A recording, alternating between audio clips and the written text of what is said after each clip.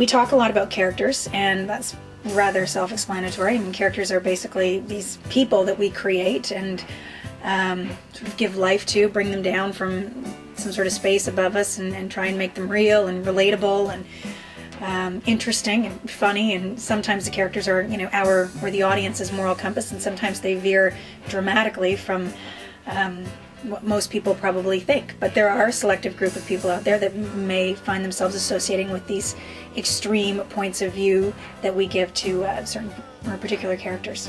When we started writing the pilot, we had certain, you know, expectations for the characteristics of each person, and yet as we wrote on and, you know, went to further episodes, we realized that the characters had developed so much by, let's say, the 5th episode, that in the first episode we went back and said, well, that's not really what they'd say.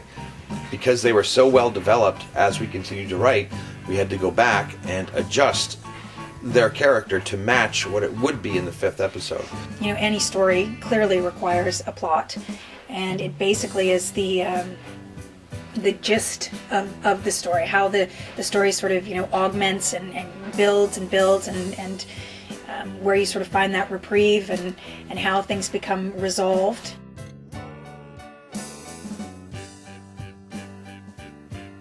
Who does Norm have to sleep with? Because I've done that. I'm done with that. I'm not sleeping with anybody else to get to the top. Yeah, right. I'm let done. you sleep with people to get to the bottom. Okay, you know what? What's that? Coffee time? That's not true. I tend to keep business and pleasure separate. I think you need to start sleeping with people in order to get our stuff made. Norm, on the other hand, tends to mix pleasure with anything. Anything.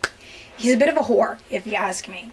He is the one who does the editing for our web series, so if you do actually take a look at that and I come across as a bit woohoo, it's not actually true. I have. I know this. And I know this bit. gorgeous editor that I'll be sleeping with shortly, and you know, she can at least make sure that grammatically we're sound. Yeah, well, you know what? That's the only person I'm interested in. Grammatically, we're fine. We need someone that you can sleep with that can get this show on the air. Oh, come on, take something for the team here.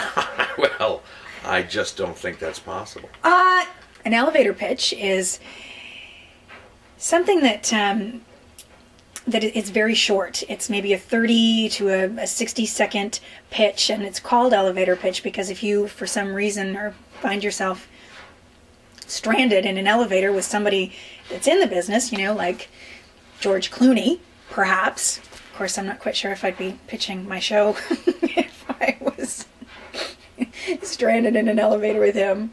Probably go press all the buttons.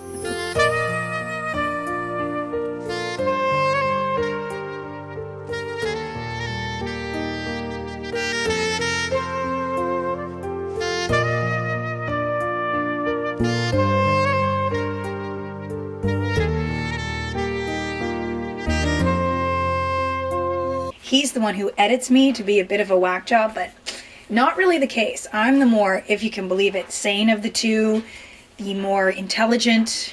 I'll give him humor. He's quite funny, but it's kind of dry, you know? I'm the prettier of the two as well. One of my favorite comedies was Frasier. And when Frasier was at its best, it was when Niles and Daphne were not together. And I think because it was so obvious that Niles was just crazy for Daphne, and Daphne didn't really know about it, which made it really funny because there was built-in conflict. And every time something was said, you know, you would take it one way in terms of Daphne, and you would take it another way in terms of Niles, and there was this tension, and people love tension. Let's be honest, it's why we watch television.